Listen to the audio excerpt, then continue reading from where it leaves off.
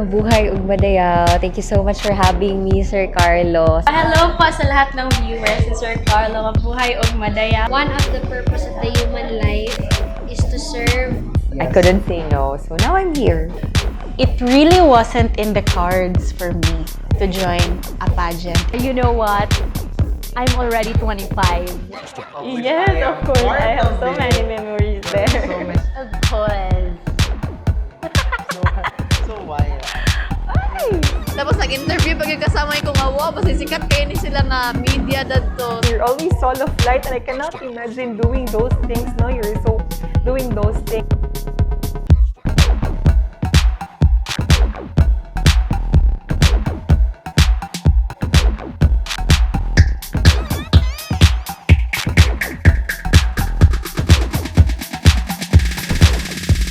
Mayong adlaw, mabuhay o madayaw gikan sa dakbayan sa Davao.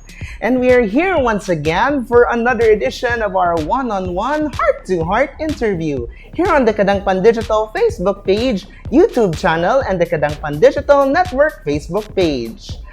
I know, so since the Araw ng Dabaw celebration is coming this March, I know there are a lot of exciting activities and surprises that awaits us Dabawenyos and non-Dabawenyos alike. But before the reign will end by March, we will all have a heart-to-heart, no-holds-barred interview together with the concurrent Mutya ng Dabaw 2025 and her court. So we will introduce them starting from the owner of Pristine Paradigm, Pag-asa ng Davao 2025, Katriana Batu!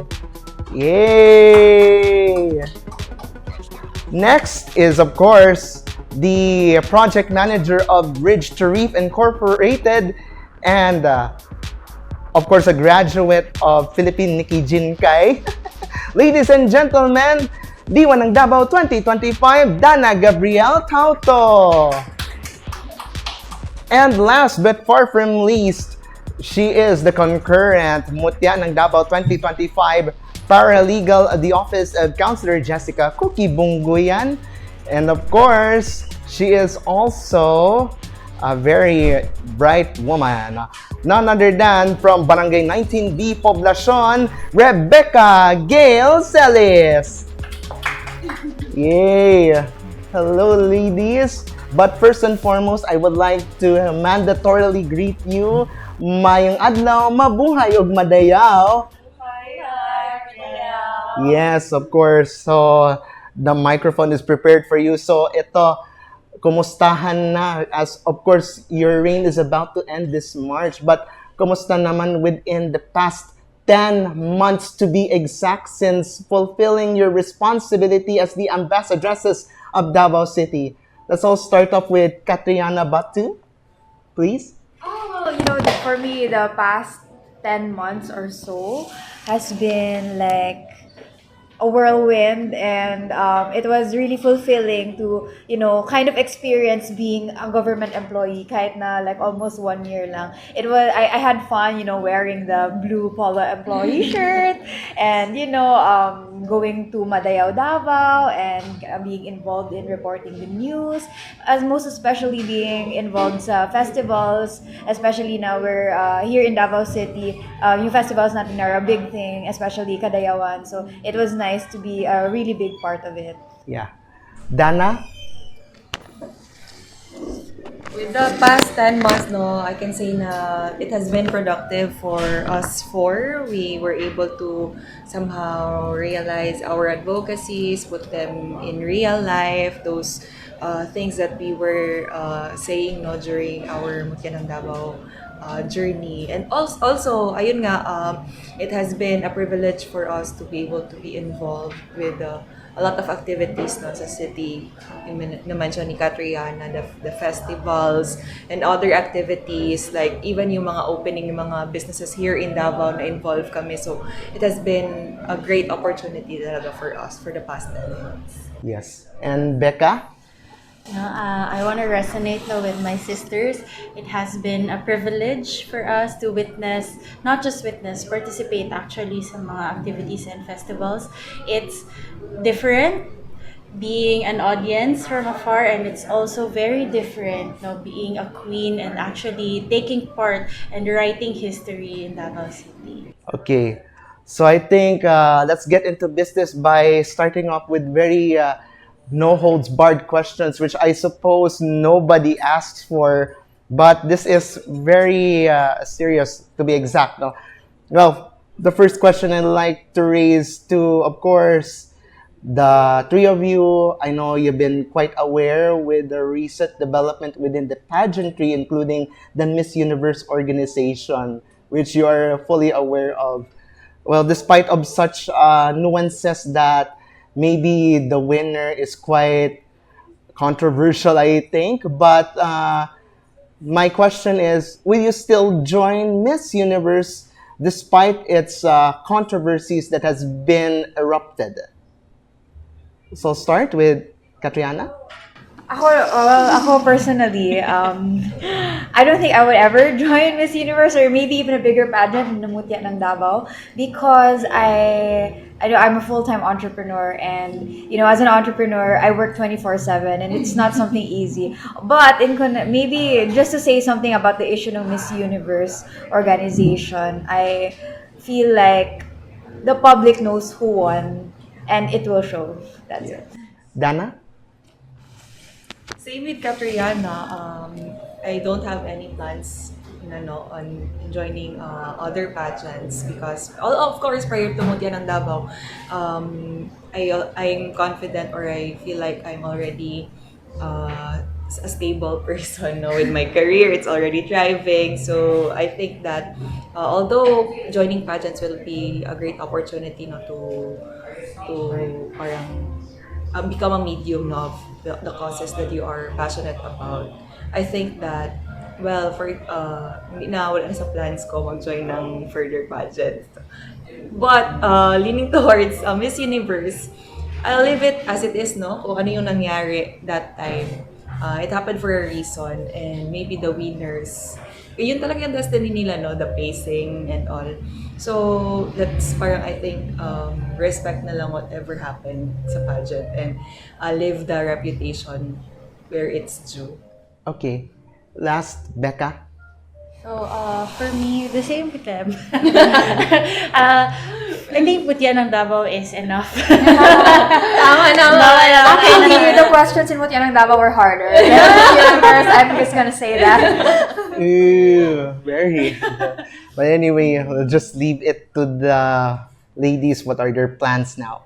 Now, the second question which has been resonated. I know you've been quite aware that former Patnubay ng Davao 2024, Abigail Balili, became the Binibining Sindangan 2025. Well, however, there are some nuances that those who are residing in the locality, which we believe that they are doubtful about their purpose representing the municipality of which we are fully aware of. But how can you react to those who doesn't want a non-Sindanganon or any of the localities who will represent in that particular pageants if ever they will join? Dana. I think pre-pageant, meron naman siguro qualifications na kung sino ang pwedeng sumali. So I think doon pa lang, no question na if sino yung, you'll think na parang kung sino yung manalo, sila na talaga yung, sino yung tatanggapin nyo sa pageant, sila yung possible na mananalo. So regardless if taga-Sindangan mo siya or not, I don't know the qualifications though, but I believe lahat naman ng pageants may qualifications. So if ever sino man yung nanalo, I think dapat accepted naman ng public na sila din yung, sino yung natanggap, dapat ma-accept ng public kung sino yung mananalo. Kasi at the end of the day, they should begin with an end in mind. No? So, kung sino yung mga official candidates, isa lang doon ang mananalo. So, yun. Okay. Katriana? I agree with what Dana said, and I'm not so familiar with the Binibining Sindangan pageant, pero I've heard that it's open to everyone. And so, all of us naman we have free will. So I feel like if a candidate or like someone wants to join the pageant, dapat tanggap na niya yung responsibilities na yun if ever she wins. So I have no question naman in Abby's capability. Becca? Yes, I agree. Actually, I think Binibining Sindangan is an open pageant. So, as long as the person is capable of representing Sindangan in its best interest, then why not? All right. So we go on to the third question, which I believe that is already resonated. That, of course, a standard beauty queen or a standard model, which I believe that Katriana knew that she's a model in some nuances. But I think this is quite a debatable one. I believe that some of the organizers or some modeling agencies are looking for a beauty standard that is beautiful, slim, but however, there are some kind of organized modeling agencies that are open for inclusivity, regardless of skin color, build of their body. But what is your take on that? Is it high time that, of course, inclusivity should resonate with every modeling or beauty pageantry? Katriana? Well, for me, I think it's fair lang naman na every modeling agency has their own standards and qualifications. I feel like there's really nothing we can do about that. And what's nice is that there are other agencies already and other organizations that are very inclusive, and maybe those who want to have a shot at modeling or even pageantry can look to those. Kasi wala tayong magagawa talaga eh. Like these beauty standards, however ridiculous they are, parang they have been around for the longest time. What's nice is that there are these emerging organizations, as mentioned, na very inclusive na. Well, speaking for myself, I'm not very tall. I think I'm like one of the smallest candidates who joined last year. And so I'm very grateful na through Mutya ng Dabaw, through its inclusivity, they're not just looking at beauty, they're really looking at, service and heart and advocacy. And I was given the chance to join, and so I'm very grateful for that. Becca? Yeah, so same with Katriana, there really are prototypes, especially for each pageant. Like, for example, Binibining Pilipinas International is looking for this kind of body, this kind of face, because it's a long-standing thing na talaga. When we say beauty standard, I think it's because of history na din, and we cannot rewrite that easily. But what we can do right now is to help people accept inclusivity, accept different body types, different shapes and sizes. So, yeah, maybe one day, we don't know when, but Davao City is starting naman din. Yeah. It's inclusive. Maybe one day the world will change the way it looks at people. Okay. Dana? To be more specific with modeling agencies, I think because the standards are there because they're also doing business now. Parang they're aligning these beauty standards, prototypes according to, I don't know, the brands that they're representing, the brands that they will be modeling. But given that there are already a lot of medium or agencies, pageants, again, that are already inclusive, and if you want to join, and you think that you're not parang hindi ka prototype na parang slim, matangkad and all, and then there's always marami namang doors for us, doors na pwede nating puntahan or buksan for us to be able to not only parang represent whatever it is, whatever the beauty standards that the society has set, but again, because we're here joining pageants for us to be able to influence not just parang showcase our physical attributes, but to influence and to promote the things that we are passionate about. So, yun. Okay, so we will turn over to the fourth question, which I believe that it's also a debatable question, which I believe that probably you're fully aware that the sponsors of your aesthetic clinics, respective aesthetic clinics are given. But this, however, that guwapa na daan with some nuances, naturally, but in your opinion, is it natural beauty over beauty through the knives. Start off with Rebekah. Yeah, so ako, I'll be honest, no, I've had procedures done to myself. But it doesn't make me less of a woman. So being under the knife or doing an enhancement will not destroy your body. If you feel good, if you feel great, then go for it. If you feel confident about yourself, then go for it. And if you don't want any procedures done to you, then that's your choice. It's all a matter of choice for me. Yeah. Katriana. I agree also, no. I'm also one who has like done stuff on my face, especially since I'm very acne prone. Like I like doing lasers and stuff, and it all parang stems to my confidence. Like if I want to feel better about myself, if I want to be more confident and go out and feel better about myself, and if I have to go to an aesthetic clinic to do that, if I have to go through surgery, then so be it. At the end of the day, it's my life and it's my choice as what Rebekah said. Dana. Yeah, I've also done a lot with my face. Oh yeah. Before and after reveal, joke. But yeah, whatever makes you confident, no? Kasi I think na if it makes you confident, it makes you more productive, I think, because mas confident ka i-showcase ang self mo, mas confident ka na gawin yung mga things na gusto mo. So, yun. At the end of the day, it's your body and it's your money. Yeah. Pero mo naman yun. Yeah. We have no other choice. Yeah. Anyway, we will go on to the next question right before a surprise segment, which I know that nobody knows about it. But here is the next question which I wanted to ask with regards to it.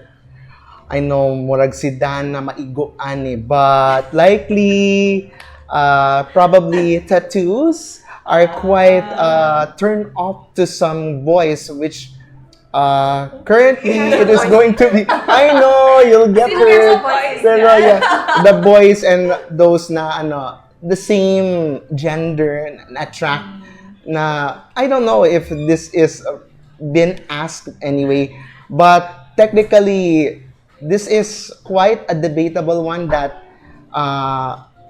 tattoos are a turn off for men if they fell in love with a woman. So the question which I wanted to ask, would you rather choose a man who loves you no matter what, or would they stay clean as it is? Becca. Ay, ako. Okay. So, I think, on the matter of tattoos, I'm a really big fan. If I were given a choice, kung dili lang jud ko kanang sakit, dali gud masakitan. Ay! Awa pa tattoo jud ko. So, yeah, but love is very, subjective. Yeah, issue.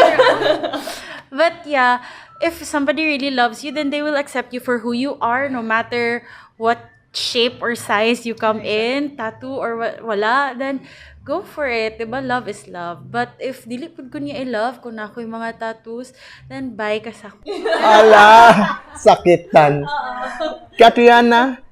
I agree, no? Parang, it's such a sad thing to think kung hindi ka tanggap ng partner mo just because you have a tattoo. There's so much, naman, it's not just like for a lot of people, including myself, I actually have 2 tattoos. It's hidden lang, pero they carry so much meaning with me. Like, mga things that happened in my life or things that are special to me. And at the end of the day, just like the previous question, it's my body and it's my choice. So if I wanna do a tattoo and like and a guy doesn't like it, then okay, I don't care. Last. Sorry, Dana. It's okay. I love your tattoo. Yeah, I have 12 tattoos actually. And first of all, I don't need someone else's validation. So, if kunwari yun, hindi mo ako matanggap ng guy, I don't care. Kasi, itong tattoos ko actually, kaya ko siya pinatattoo is, it's a sign of my parang milestones no in life. So ganito karami na tattoo, ganito karami ang milestones ko. So period. Period. Okay, sige. At this juncture, we are now having a segment that we call Open Mic, which is because we have invited a few of our people that would be invited with some professionalism, I believe. So we will go on first with the question. I would like to introduce muna the person which I believe he is the board of director of a prominent multi-purpose cooperative, which is Silangan Multi-Purpose Cooperative, family lawyer since 1998 up to the present, and of course, an addict of pickleball. Oh yes, yes, ladies and gentlemen, the founder of One Phil Sports, attorney Blue Ventosa. Please raise your question. Thank you, Carlo. Sige. So, how are you, ladies? Good afternoon. We're happy to be here. Okay. So, I'm very, very glad to have listened to your answers. No, they're very straightforward, honest, and direct to the point. And very well said. Siguro I'll just ask some questions for each one of you, then later on a common question. Hanggang ilang petsa ba tayo dito, Carlo? Unlimited. We can reach tomorrow, but of course we have a time limit. Yes, yes. Siguro I go to Diwa and Dabaw, 2025 January. So you have finished already development studies and urban planning. So how does this influence your vision as Diwa and Dabaw? Just a background attorney, we have a family business, no? It's an environmental consultancy and construction firm. So that's why I chose to have these somehow technical studies, no, or further studies right after I graduated my college degree, just because we wanted to put more reputation with our family business, no, because since it's an environmental consultancy, our clients would parang prefer, no, if you have like master's degree or PhD degree, kasi it adds credibility, exactly. So it helped me being Diwa ng Dabaw because just a background also with my advocacy, it goes along with our vision, no, sa Ridge to Reef. We partnered a specific tribe in Marilog, and then with our technical expertise, we were able to expand, no, expand our causes sa Marilog, and I think it's still ongoing. So with my technical expertise and with my heart to serve, I think yun ang mas nagpa better sa implementation ng aking advocacy as Diwa. Okay. Well said. I'm gonna ask 2 questions each na lang siguro kasi wala yung pang-apat kanina. Yeah. So, my second question for you is, what personal belief about yourself has strengthened the moment you were crowned Diwa ng Davao? I think I'm anchored, no, that I am capable of the things that I can put on the table during my journey, that regardless if manalo ako or hindi, I know na I am still Dana Tautho, no. And of course, if manalo ako during that time, during the journey, I know na marami akong ma-offer sa Mutya, not only sa Mutya but sa city in general. So yun po, I'm anchored with myself. Okay, thank you very much. In addition to what Carlo has said as board of director of Silangan Multi-Purpose Cooperative, it seems 1990 pa ito siya. And inviting you ladies to join the cooperative kung wala pa kayo. I'm under the Gender and Development Committee. So we know that there's gender equality and social inclusion. It not only includes our women, our children, our PWDs, our senior citizens, and IPs, but also includes concern for the environment. That's why I'm very, very glad that may negosyo na at may social responsibility. Okay, thanks, Dana, and we'll now go to Pag-asa ng Dabaw. Katriana, Yana. So, industrial engineering. Yes. Yeah. So it trains you to solve problems. No? How do you apply this mindset in inspiring hope among the youth? When I talk about industrial engineering po kasi, it's a discipline wherein we're constantly looking for ways to make things better. So in hindsight, ang whole discipline ng industrial engineering is making systems and processes become more efficient and productive. So I guess I can use this mindset of mine as an industrial engineer to bring hope to the youth through maybe always telling them that there is always a better way.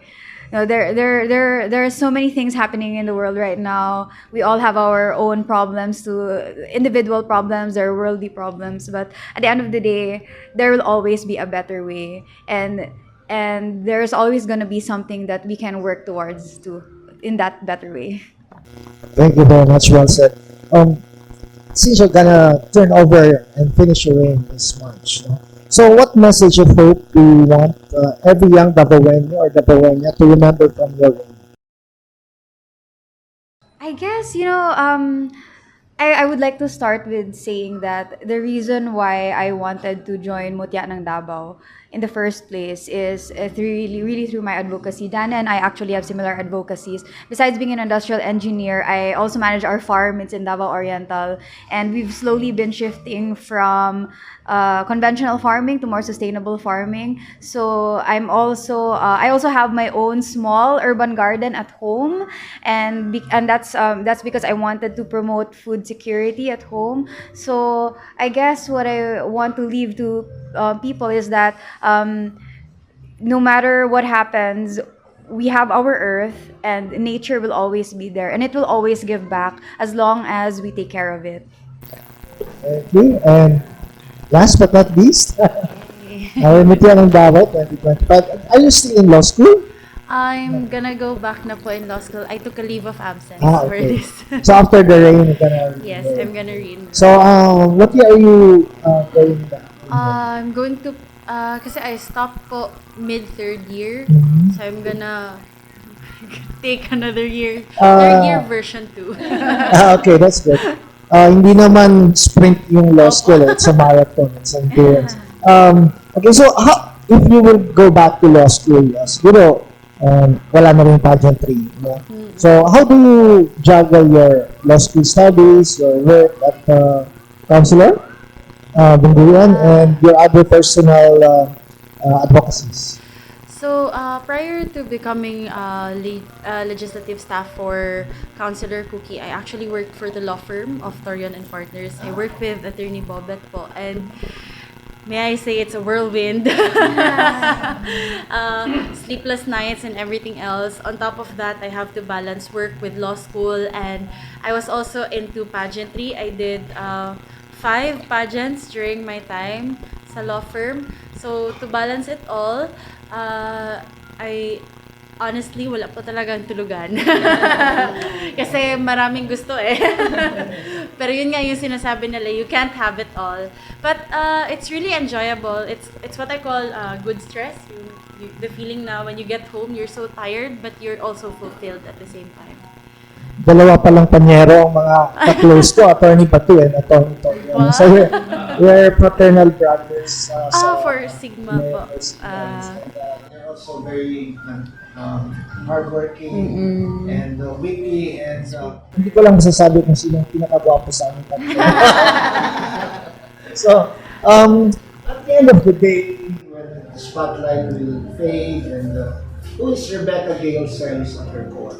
Wow, that's so ano yun, emotional. Oo. So at the end of the day, when everything is all over, I think I had a write-up about this last July po, kasi I had some realizations that kami as beauty queens, as Mutya, we are being put on a pedestal. When you're there, people expect you to be this prototype. Even when we say Davao is inclusive, people really expect us to be someone else, even when it's not us anymore. So at the end of the day, Rebekah is simply a woman of passion. I am someone who loves my dogs, loves my family, and I am somebody who returns home from work and school feeling fulfilled and happy to give back to my community. Okay, thank you. Bye. Okay. So I think probably that's about it for Muna for the open mic. But right before we continue with our discussion, we will have a short break because we will ask more spontaneous questions when the one-on-one heart-to-heart interview returns.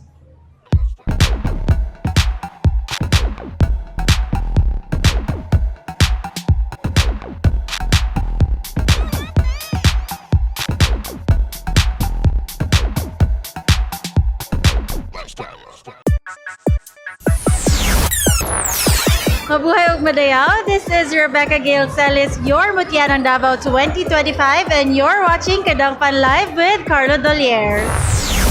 Mabuhay ug madayaw! This is Gabrielle Tautho, your Diwa ng Davao 2025, and you're watching Kadangpan Live with Carlo Dolier. Mabuhay ug madayaw. This is Katriana Batu, your Pag-asa ng Dabaw 2025, and you're watching Kadangpan Live with Carla Dolier. Sawadika, mabuhay ug madayaw. This is Angel Alicaba, your patnubay ng Davao 2025, and you're watching Kadangpan Live with Carlo Dolier.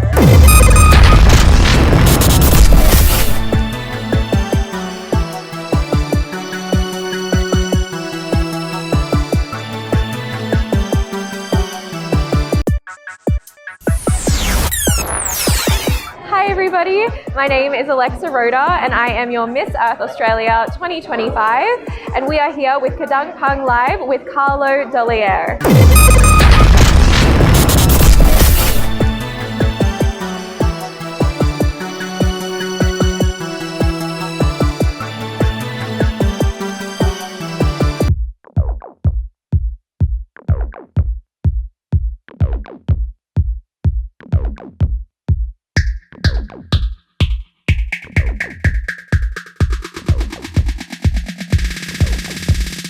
And now we're back to our one-on-one heart-to-heart interview, of course together with the concurrent Mutya ng Davao 2025 and her court. Now it's going to be very serious with this spontaneous questions which I like to ask, what nobody asked for anyway. This is the next question I'd like to ask with regards to the hand-woven clothing of the indigenous peoples, which I don't know if you're aware of it, but in some nuances that some clothings which are hand-woven by the indigenous peoples have used specifically years ago in a pageant, which instead of having sacredness, but of course it made it very provocative. So what's your take, of course, on using the hand-woven clothings that made by our indigenous peoples? Start off with Katriana.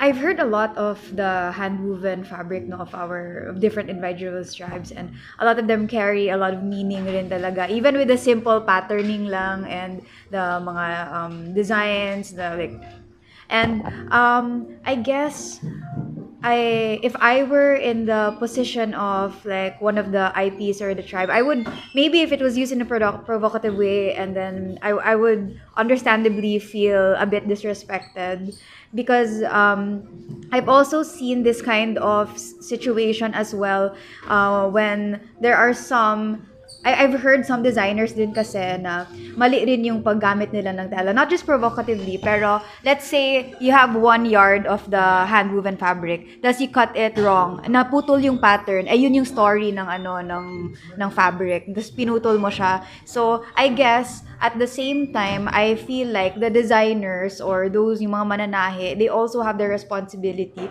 to do their research and really check the culture of this certain fabric that they're gonna be using, and see if they're using it properly in line with their culture. Dana? Yeah, alam mo sinabi ni Katriana, pero tama naman yung sinabi niya. As long as, kasi these patterns, these fabrics, no, represent the whatever tribe it is, no. So as long as we use it appropriately, kasi it somehow signifies, no, our respect to not only to the people, no, but to the culture in general. So yun lang naman, appropriateness lang. Becca? So, I agree with the both of them, no? And also, I think narinig ko ito na issue because one, let's say, yung garb nila was worn short, Yes. diba? O, above the knee ata yun. So, marami namang nagbash. But I guess one key takeaway for us is to educate, don't hate. Many people do not know about saan pagsuot ana, so maybe it's best for us to educate. All right. We go on to the next question, which I believe this is a very interesting one, which I believe it would be a meaningful one. So here's the thing. Probably there's an issue that is going on that they wanted to abolish the Executive Order 70, series of 2018, signed by the former President Rodrigo Roa Duterte, which is called the National Task Force to End Local Communist Armed Conflict, or NTF-LCAC, which I believe this is those militant groups wanted to abolish it because it had done nothing.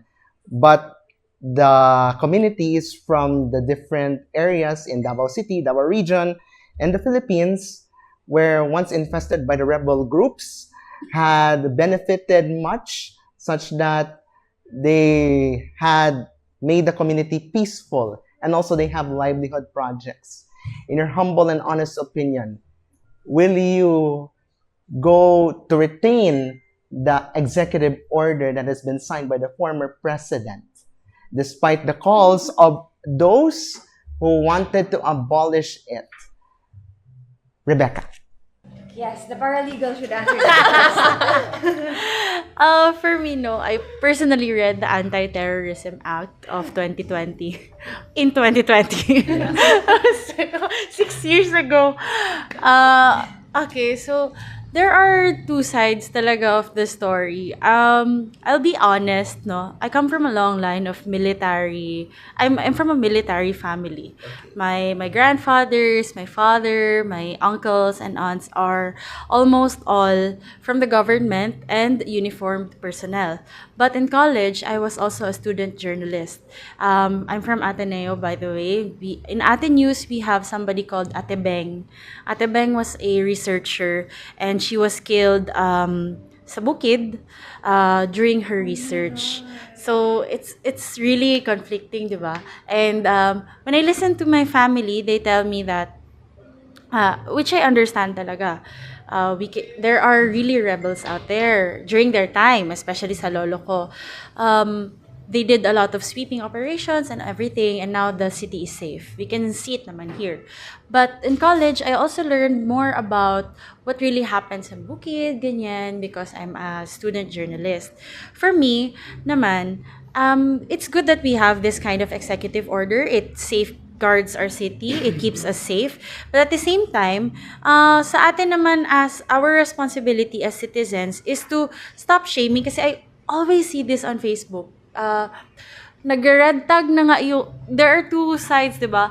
May isang left, which is okay naman, opinion lang naman nila yon. Activists are very passionate about their ano. And meron ding mga right. Mostly dito sa Davao, I can feel naman din na people here are pro talaga sa government. And that's good kasi we are fostering an environment of obeying the law and everything else. Now, we have to educate each other with what we know instead of, kasi nangyayari sa atin, nag-bardagulan na lang tayo sa Facebook. Di ba? We call people, ay, kuha na siya, NPA na siya. Sorry to say, no? Berber. I really read these comments. And then yung other naman, sasabihin naman nila, ay, you are, die-hard DDS, ganon. Diba? So we have to find a balance between those things.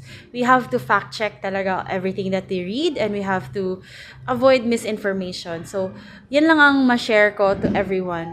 Coming from a place na I've seen both sides of the coin. So, fact-check and avoid misinformation para makagawa ka rin ng sarili mong opinion without bashing, red tagging, or hating other people. Dana, since you have been traveling sa bukid? Tama na yung sinabi ni Rebecca. Madami na siya sinabi. Honestly, at the end of the day, what we want no is not to divide but to unite, no. Quotable quotes now to 2026. And I would agree, no. Personally, I travel a lot. I even do field work sa mga places kung saan may mga known na mga terrorist groups, no, and it fears me out. Sometimes when I go to the field, marami talaga kaming escort, no, and then sometimes after I do the field works, they pull me out quickly. Oo. To name some places, I went to Basilan, mga ganyan, like farm areas. So just for the sake, because I think it's the nature of geologists, no, to do those works. Again, but at the end of the day, tama yung mga sinabi ni Becca, no, and again, I just siguro hope na lang, no, na darating yung araw, no, na yung peace na gusto natin mangyari, not only here in Mindanao but in the Philippines in general, is ma-attain natin, no, through siguro proper way, no, proper communication. Yun lang. Katriana? Again, everything they said. Pero honestly, I don't want to say a lot because I don't really know a lot also with the topic. I think that there's a lot of things that are really going behind the scenes. So what the real things that are really happening with the government, with the NPA, with these whatever forces. And at the end of the day, I will always be for peace. Sana these things get resolved without violence or like in a peaceful way. And I guess what we can do as individuals and as citizens is to always still remain vigilant, no? Make sure you're safe. If you're going to places that might be unsafe or that might have, rebel groups, always bring someone with you. Just, be aware of your surroundings. Wag lang rin magpataka, no? Kasi it's real naman. The NPA is real, like these rebel groups are real. Whatever the government is doing is real. So let's just be always make sure to stay safe and be aware of our surroundings. Yeah. Told you it was an intense question. Yeah. I know it freaks you out, but it's your opinion. But anyway, the next question I like to raise, it's also one of the debatable ones, because farming nowadays, that synthetic chemicals, Surabaya, is very imminent and it harms our health, everyone's health, community, regardless if you live in an urban or just through the farmlands. But of course, if you were to choose, which would you prefer? A natural way of farming or through synthetic way of farming? Katriana, since you had a farm? Yeah. Of course, no. I always go to natural farming kasi yung mga synthetic ways kasi are conventional ways of farming. Although it might be more efficient, it might be, I guess, cheaper, pero wala nang nutrients na nandyan. Like, mababa na talagang nutrient content ng mga nandyan. And at the same time, these types of farming, you're not just, create, at the same time na nag-create ka ng more crops, I guess, or bigger crops, but you're also hurting the soil. You're hurting the environment, which is very detrimental to like our future, especially when there's so much climate change. And so I will always, if kaya nga natin, sana we'll grow our own food na lang at home kahit in small pots lang. So that's why when I started managing our farm right after college, first thing I did was to stop all the spray na parang Roundup or Clear Out na spray. Kasi kahit yun lang, even though it's faster, spray mo lang yan, mawala na lahat ng mga sagbot and everything. The soil yung soil sa farm namin was really bad, really dry. So when we stopped that for the past almost 5 years, naging maganda na ang soil. And at the same time, mas naging maganda din yung harvest. So there are so many ways na right now to do natural and organic farming and still have efficient harvest. You just need a little bit more research, a little bit more hard work, but the payoff doesn't compare to how we're helping the environment. Dana? Of course, I will choose no the organic way of farming. Just to share, my master's thesis was a supply chain analysis, no, fruits and vegetables produced in Marilog, no, with the IP farmers. And there were a lot of narratives from our IP farmers. Some were using organic farming, some they're using the synthetic way. It boils down to the fact that they are doing this because they want to earn, because it's their main livelihood. And I've seen that there were a lot of people, or there were a lot of farmers in the uplands, that they're using or doing the synthetic way of farming just because it's faster. But however, if you think it long term, it's not sustainable. The key here really is, that's why I'm here, for me to be able to help them in terms of the technicalities, no, of farming, what they can do to become more productive in leaning towards organic farming and not synthetic. So, ayun. And then it's still continuing. Actually, I'm still, my dissertation is value chain analysis, no, of the same subject matter during my master's thesis. So, for me, it's really a work in progress for me to be able to help our farmers in the uplands. Not only in the uplands, but hopefully nationally, no, lahat ng farmers. Becca? So I agree with them, no. I don't have much experience with farming, but I think I can share one experience that we had. We actually bought lupa from tawag nito. It's near a watershed, pero that land was used by a big banana plantation. Banana, yeah. Grabe sila. So grabe ang synthetic farming Spray doon, nila, ang yeah. spraying lahat. Now, although maganda yung lupa, it's good for a resort, but it cannot be used as a farm again. So it's very saddening kasi yung lupa na yun, galing pa yun sa ancestral land. Now, yung binalik na ancestral land sa mga katutubo doon, they cannot use it anymore for farmland. So binenta na lang nila ulit sa realtor. So we cannot keep doing that forever. We have to teach people how to do organic farming. All right. Now we go on to the next question right before we have a short break, of course. This is going to be one of the serious ones, which I believe it's about accessories, the jewelry, which I believe, although diamonds are not forever, it's quite rare, but of course, there are some things that we couldn't find, like a gem that is very pricey, very precious. However, it cannot be found elsewhere. But the question, which of this would you prefer? Natural grown, natural made jewelry, or just finding some jewel from rare diamonds from somewhere else? Katriana. Sorry, was the question like natural or lab grown? Natural or lab grown? Yes. So, of course, no, as an owner of a lab sustainable jewelry business, bebentahan ko kayo, ha. I'll tell you why you should buy lab-grown jewelry. No, but like, Don't be afraid.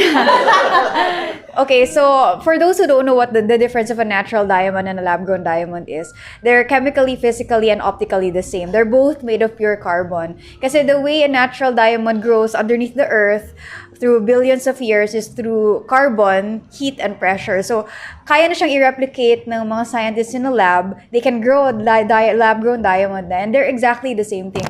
If you look at it through the naked eye, hindi mo talaga malalaman ang difference. Yes. Of course, maybe, meron pa rin siyang difference in terms of value. So, mas mahal talaga yung natural diamond as compared to the lab-grown diamond. But right now, actually, the natural diamond market is really going down. Kasi wala nang bumibili ng natural diamond kasi it's super expensive. It's not practical at all. And when we're talking about value, kung pupunta ka ng pawn shop, hindi mo naman mapaprenda ang diamond mo. They're not gonna look at your diamond, they're just gonna weigh your gold. So, kung if you're looking at value, just make sure na lang na that your engagement in your bracelet, your necklace is set in real gold. As bahala na lang if it's a natural or a lab. So to give you guys an example, a 1 carat natural diamond with the best quality is 500K. It can go up to 500K, the certified ones. A lab-grown diamond nasa mga 60 to 70K. A moissanite, which is one of the best diamond alternatives, nasa mga 20K.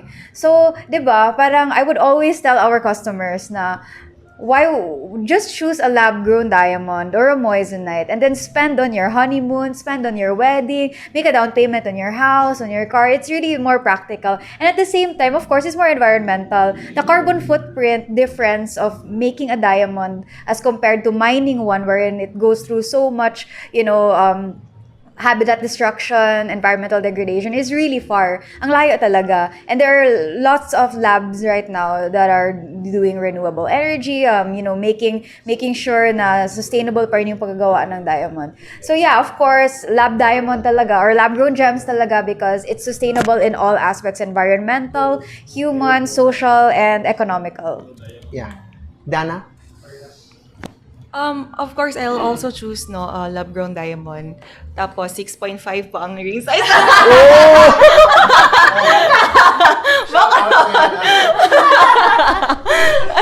Kidding aside. Yeah, lab-grown diamond, no. Being a geologist, I know the background of mining, no, how intensive it is in terms of not just environmentally but socially, no. So if we can replicate it in a lab and it's more practical, and of course, I'm okay na ako sa lab-grown diamond. Hindi na kailangan natural diamonds. Pero yun nga, lab-grown diamonds, man. Becca? Yeah.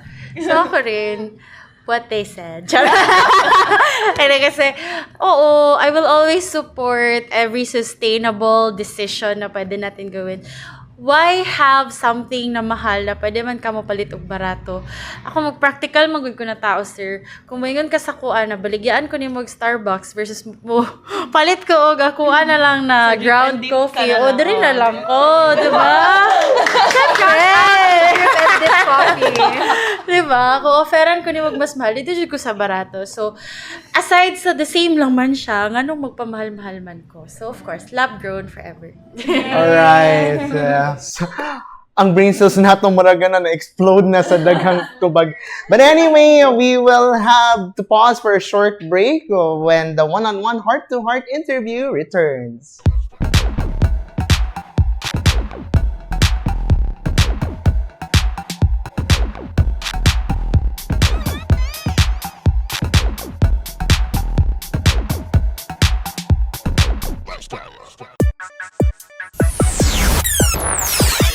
Hi everyone, this is Blessy Abigail P. Kumaingting, your Miss Philippines Earth Mindanao 2024 runner-up and your reigning Miss Valencia 2025.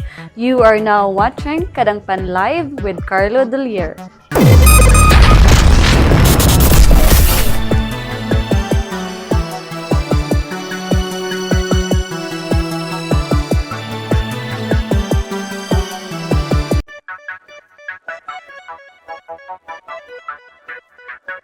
Siguro nakamatikod ka ng akong komentaryong ayaw giya sa mga priority legislations sa Kapsa ug Kalinaw. Live broadcast hinapon na naamos maning bagway lamang pa ni KBP President usa ka mabungahong adlang Webes kanilang tag-aran uban Ayong adlaw, mabuhay o madayaw, bilang sa Dabayan sa Dabaw. Mabuhay ug madayaw. Thank you so much for having me, Sir Carlo. Salamat kaayo. Kadangpan Digital, all the way from Davao City. Hello po, good afternoon. One of the challenges that we really need to face and somehow solve. Delikado po namin ang pagkakawa.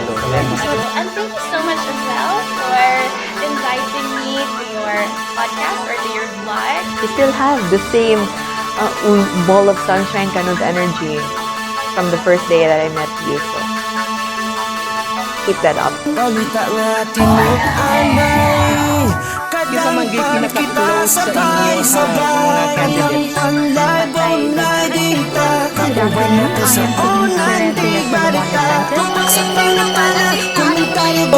Hi everyone!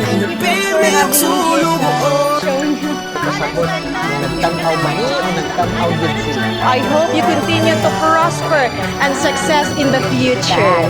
I hope that God will give you an abundant life because you truly deserve it.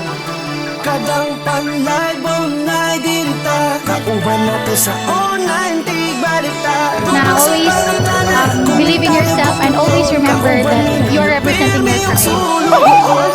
Habas! No, that's not the word.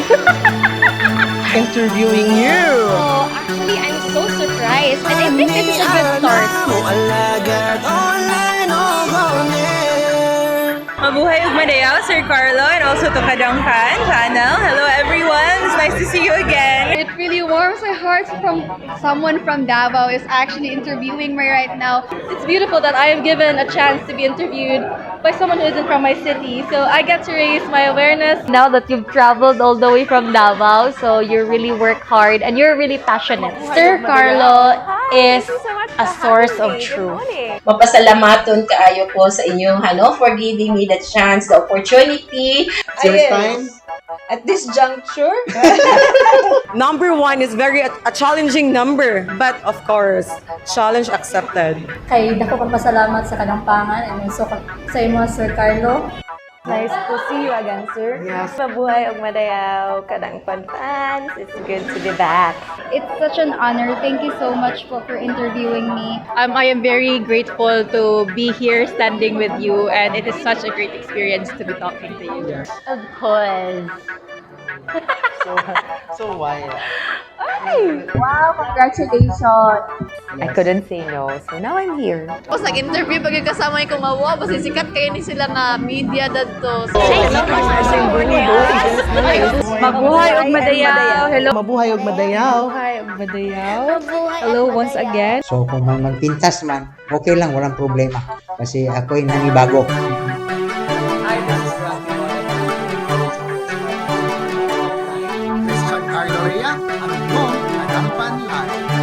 Samantha Mariel Arinario, ang inyong kadangpan sa balita. Feliz Carianteas Ramon Resendes, ang inyong kadangpan sa balita. Thank you so much. Thank you so much, candidate number 1. Lisa May Rebekah Celis. Hello. You already memorized my name. Hi! Hi everyone! Christine Paradine. Katriana Batu. oh my gosh, you love me. Wala pa ganan, kikog chocolate. Thank you so much. Alagad online o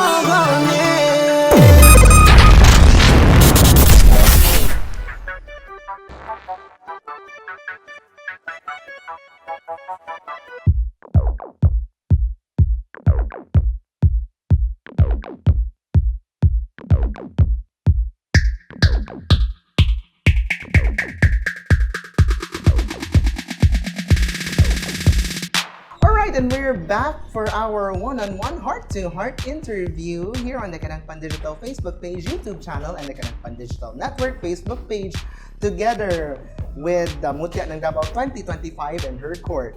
Now it's time to have another set of questions through our open mic segment.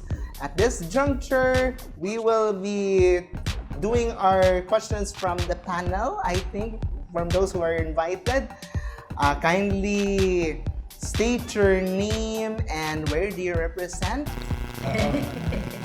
Okay, I'm Rebekah Gail from Mindanao Gold Star Daily, Cagayan de Oro based. I am the Bureau Chief in Southern Mindanao. So, di na ko mangutana kay pangutana na tanan ni Carlo. No? Pero isa lang pangutana, do you have freebie to answer this question na who are those qualified, balik ko sa atong segment ginagawa, qualified nga mutya ng Dabaw? O ikaduha, nabay diferensya sa iyang sistema karon 26 o 25? Kana sa ang duha sila. Siguro mag-una tagay, ma'am.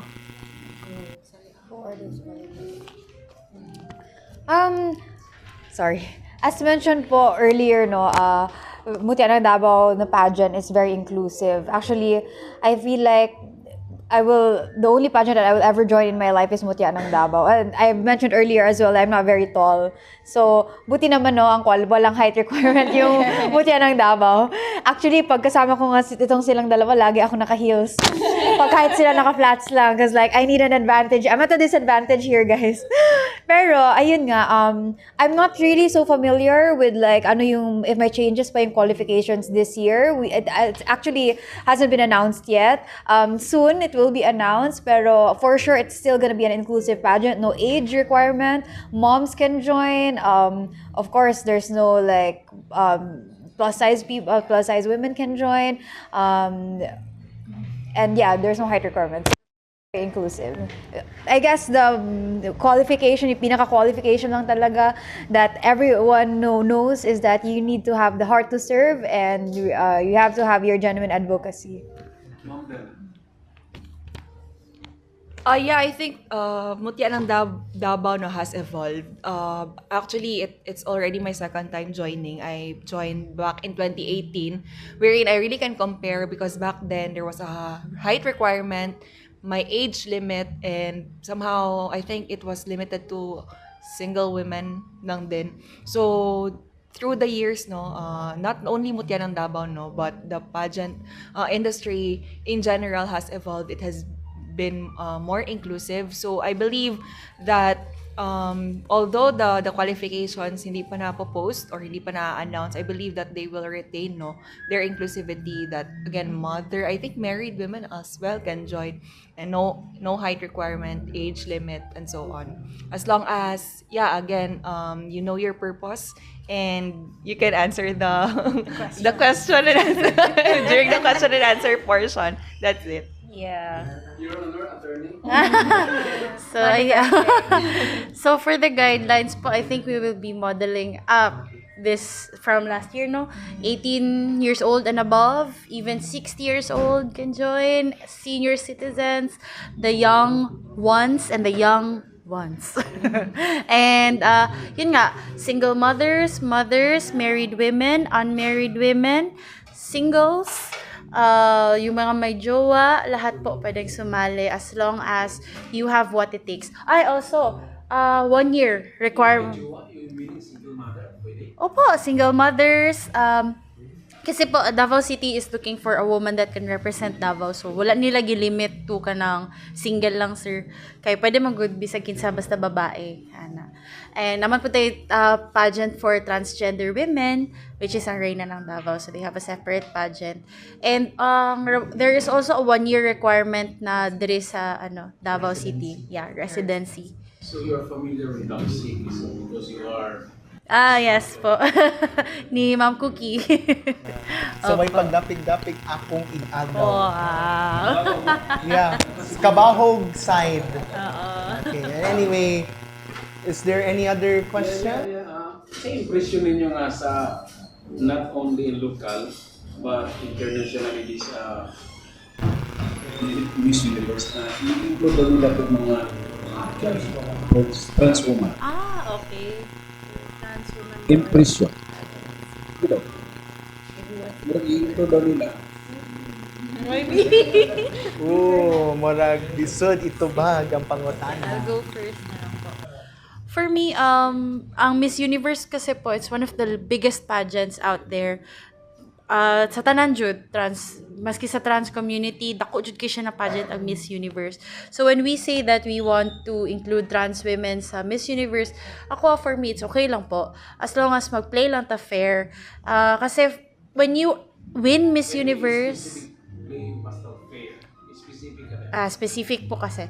So for example po, when pag nag-transition naman good ka po to a trans woman, syempre gi-change na nimo imong physique, dili na ka man, 'di ba? Dili na imong itsura, naga-hormones na sila. I have many friends sa trans, naga-hormones sila, nagapa-change na sila og gender reassignment na sila, and even ang muna na siya pinaka never turning back na gid na decision ang gender reassignment. And nagapadagay na pod sila og breast augmentation na pod sila. And once mo step in na kaana nga part sa imong life, syempre, wala na tong man na part. So, you are now a woman. For me po, sir, once nahimo na siya nimo and once female, kasi si Miss Universe po kasi, ang ilahang pag-accept sa trans women, kailangan po sa papel, sa imong birth certificate, sa imong ID tanan, ang naka-assign na sa imo na gender is female. Pag nakakay document na male pa ka, dili ka nila dawaton. So basically, wala tayong mapadala sa Pilipinas, kaya wala man tayong balaod changing genders from male to female and female to male. So sa uban bansa na naman sila ana, so they can send trans women sa pageant. Wala pa tayo niyan, sir. Tama ba, attorney? Wala pa, no? So far. Supreme Court. So far, wala pa. Murag mo akong nabalaan. And if na siguro, makapadala na ta, dira na ta mag-start ang debate, ana. But so far, it's on the merits, manggod, kung unsa ang imong performance. Mujud sa Miss Universe, na naman di ba, 2018, si Miss Spain. Di ba?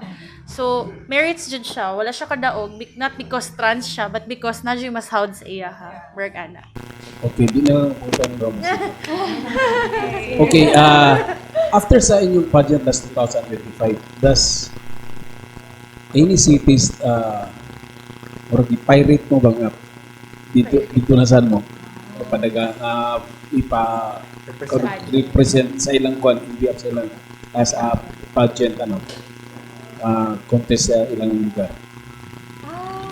Nabay nga Sa na? akin po,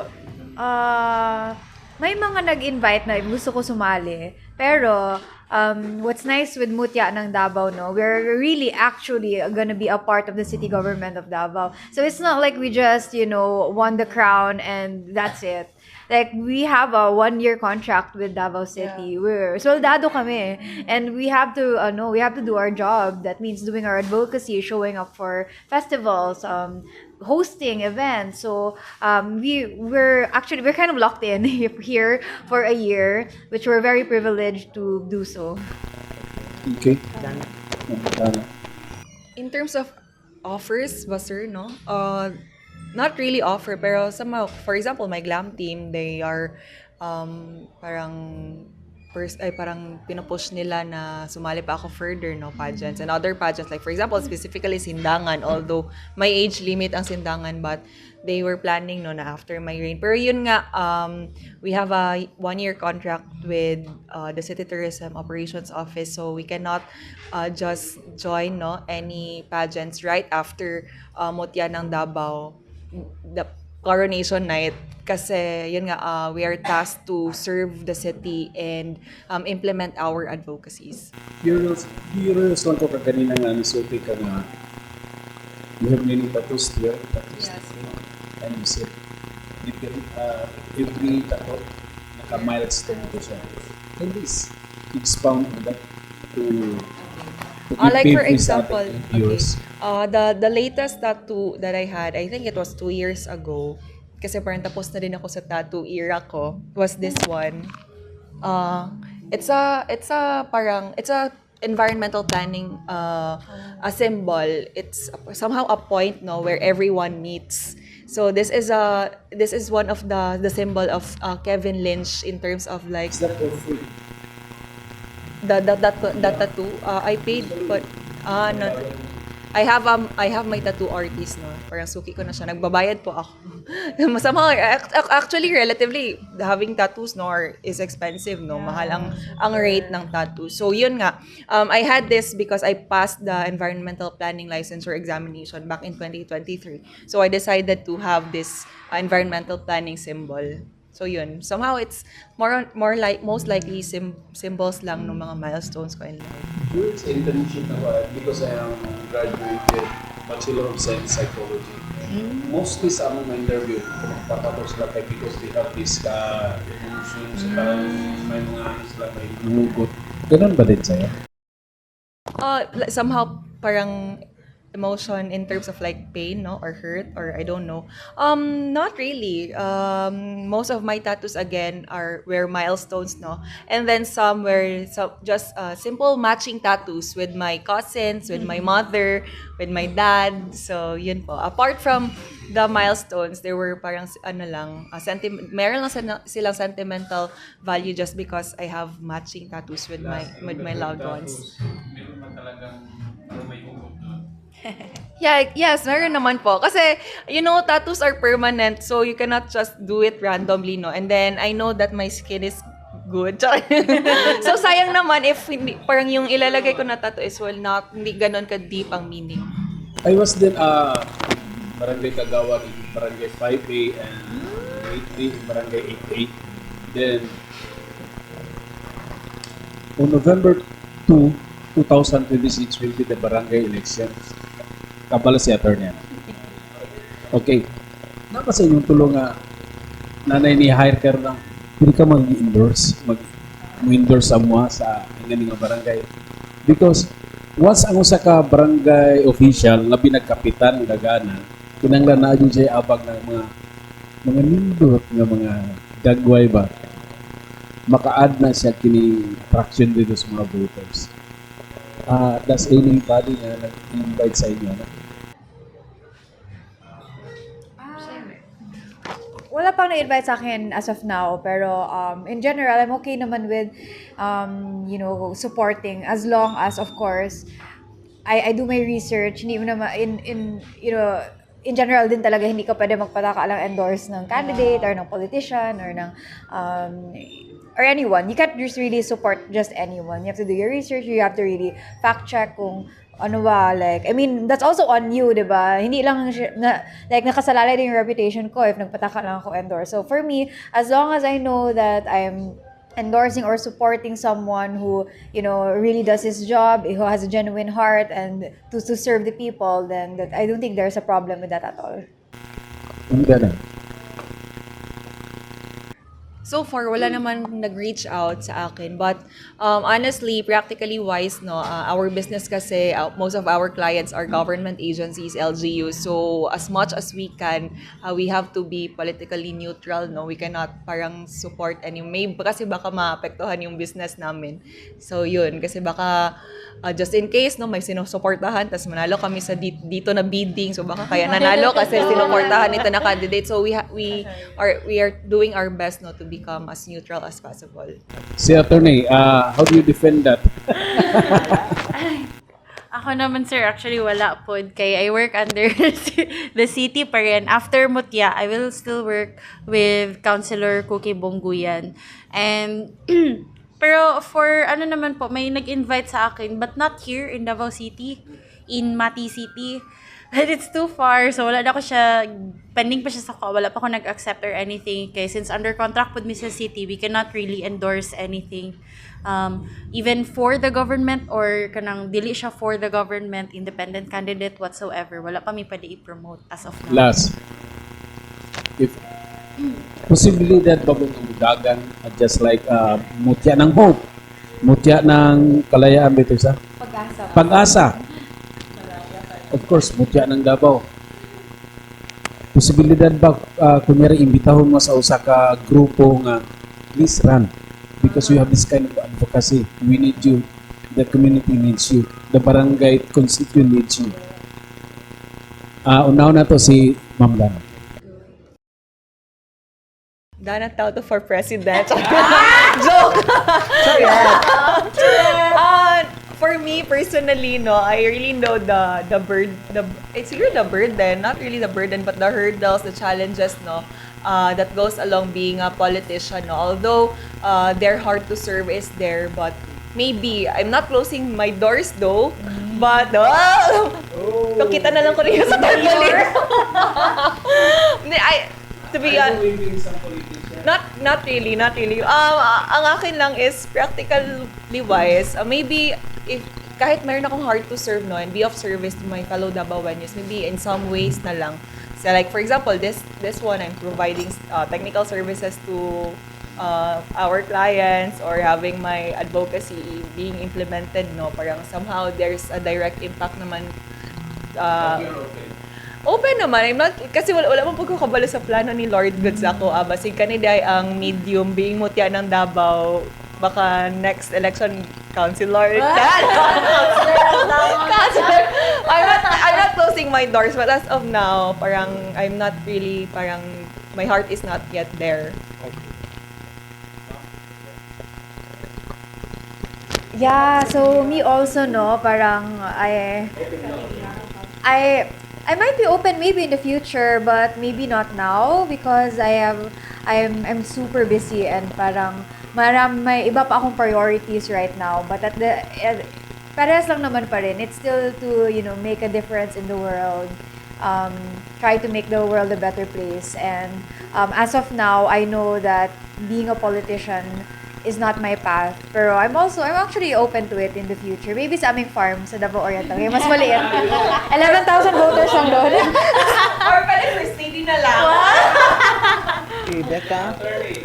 Ako naman, sir, mag-eskwela sa jud ko.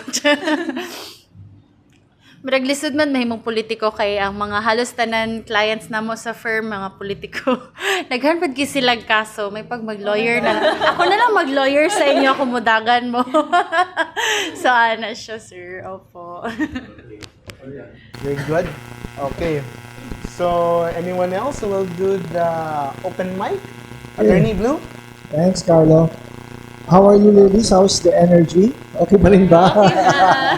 So, again, 2 questions, common questions na lang siguro. First is as Mutya, as Diwa, and Pag-asa, what legacy would you want to leave for this prior turnover? Sige, kung... Sige. Go on with Katriana Batu. Maybe the legacy that I want to leave, and I feel like it's true for all of us, no, na parang after we won, we really did everything that we promised. Kasi when we went through the whole pageant journey, nung competition pa, there's really so much how questions. Like what will you do when you win the crown? How are you gonna make a difference if you're Mutya ng Dabaw? And we honestly made a lot of promises. And the legacy that I would want to leave is we did the best of what we can to really do our individual advocacies. Dana and we have Project Lunawhag, and we also did so much tree growing activities, and we did a lot of promoting on our social media on how to take care of the environment. Becca has Padayon, Padayon, so in support to children and women in need. So I hope na ganun pa rin for the next queens, na hindi lang tayo puro promises na parang I will do this and that, this is my advocacy and I will make sure that I will do this and that. Sana maging totoo din talaga, and more young women will look up to us in that way. Dana? So, siguro message na lang, no, because tama na yung sinabi ni Katriana. If you're planning not to join Mutya ng Davao, always know your why, because during the journey parang somehow overwhelming lahat preparation for the pageant, the Q&A, pasarela, and then you'll add pressure because you'll see equally beautiful girls na smart din or mas smart sa'yo feeling mo, but always know your why, no? Because for example, during my time when I joined, parang somehow I can say na I'm already busy with my career. Parang put up na ako as not really put up, pero I believe that I was already thriving as a person.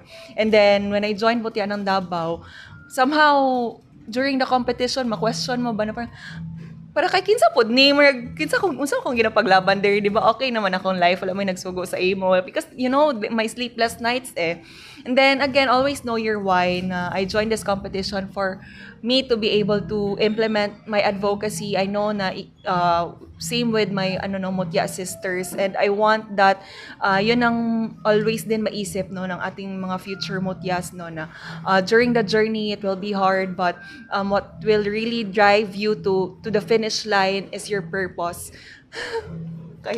Is your purpose, no? So ayun, and I promise that after our reign, for sure, since we have already started our advocacies before pa lang kami nag-start ng Mutya. So I know and I'm confident that we will still continue the things that we started. Ako naman, sir, the same with them. Copy-paste. Kasi totoo naman talaga ginasabi nila. We started our advocacies and we will continue even after our reign, and yun ang legacy that we want to leave sa next 5 Mutyas na mananalo this March. And there is something na siguro sa March nyo na rin malalaman, another legacy that we will leave behind. Char. Yeah. Oh, one last question. Okay, one last question. I'm speaking as a parent here. Specifically a father. I have 2 children, according to my wife. The youngest is studying to be a pilot and son, and my eldest is a daughter. She's a CPA.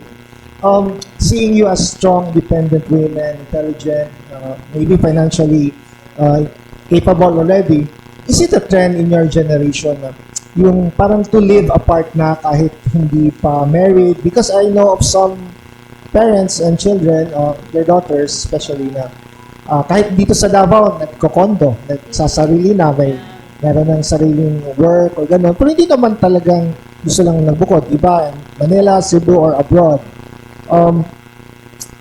Speaking as a father, and if you're my daughters, how can we be assured na, or what are the reasons ba na if you want to be independent or to be on your own? And how can we trust you na not to stray or to lose along the way, not to be doing drugs or be involved in bad boys or practice safe sex? And will you still go back to your family, to your daddy, if everything else fails? Okay, Katriana? I can actually relate a little, no, because I'm actually in the transition right now of moving out already.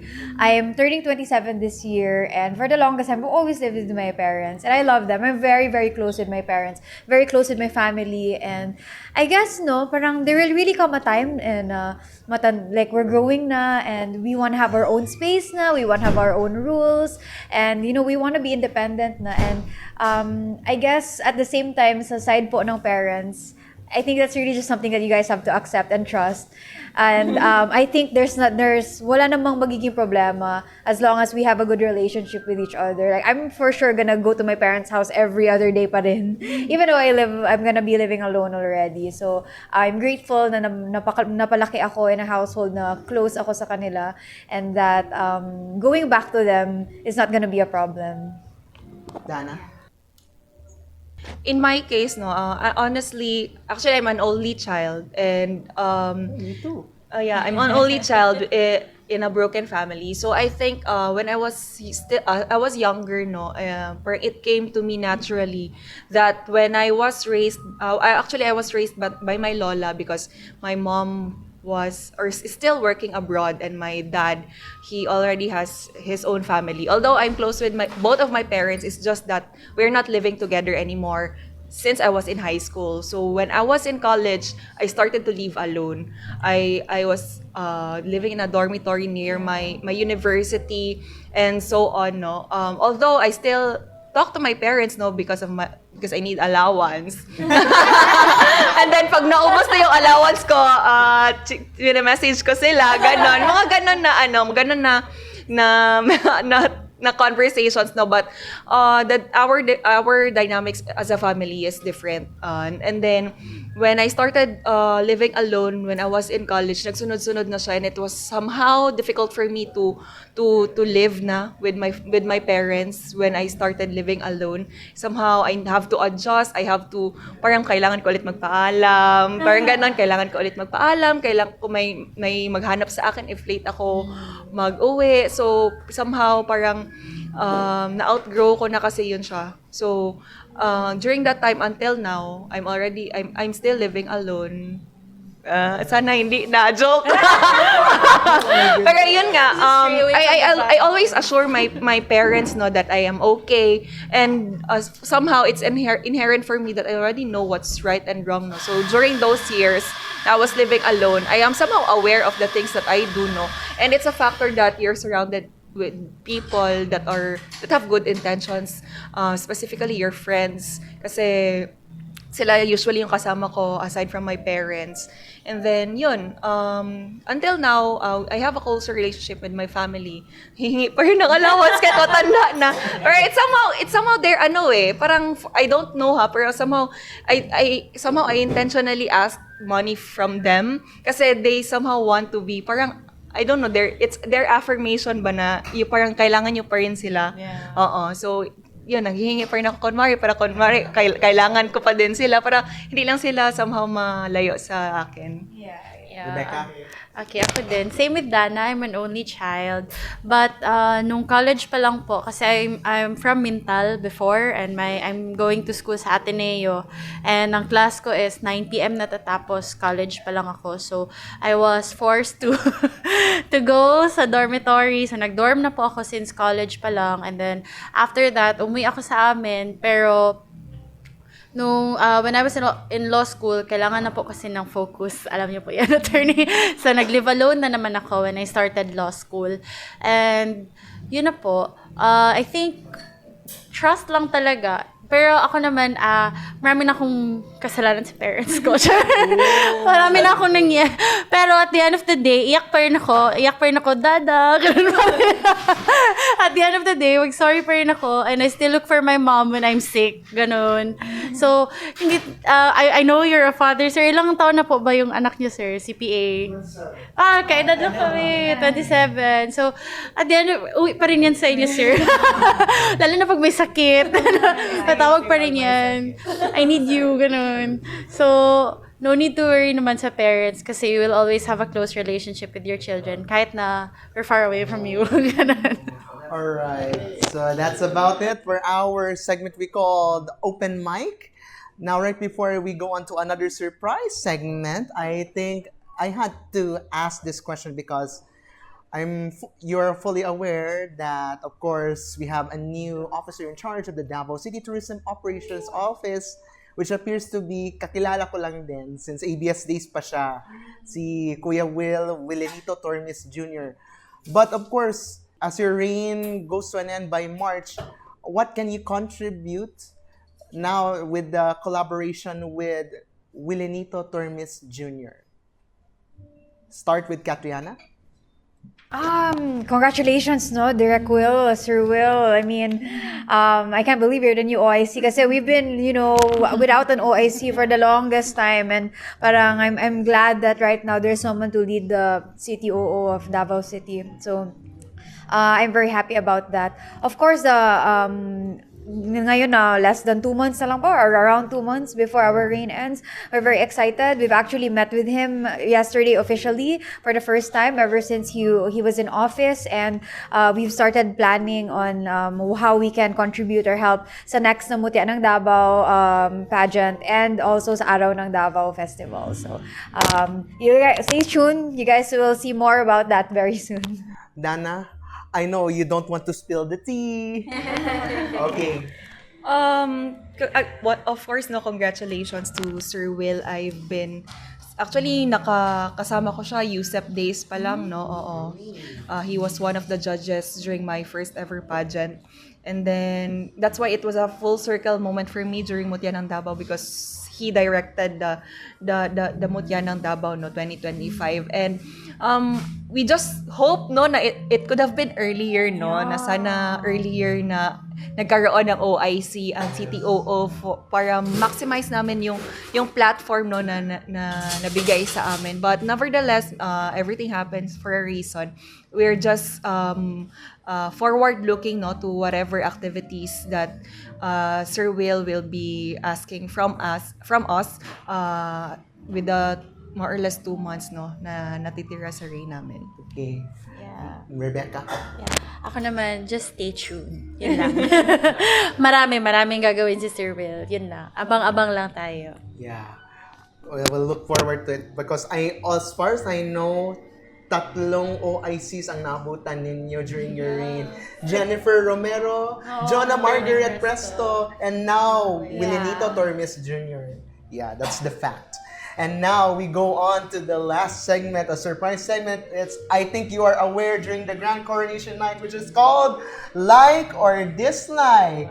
Well, I know this is going to be a special one because I will share some topics that I have in mind and I have some cards. It's either you like or dislike with the following topics I'm going to share. Andam na ba mo, ladies? Andam na.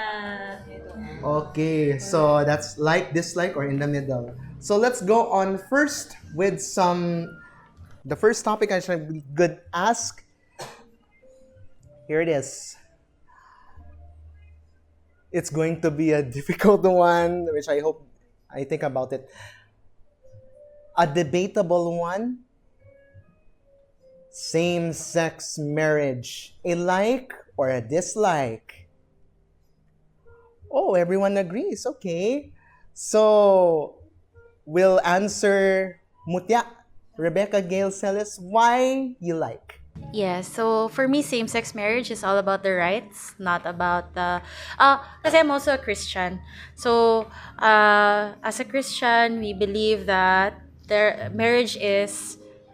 we believe in the sanctity of marriage. Yeah, but we also are for the rights of the people. So, let's give them...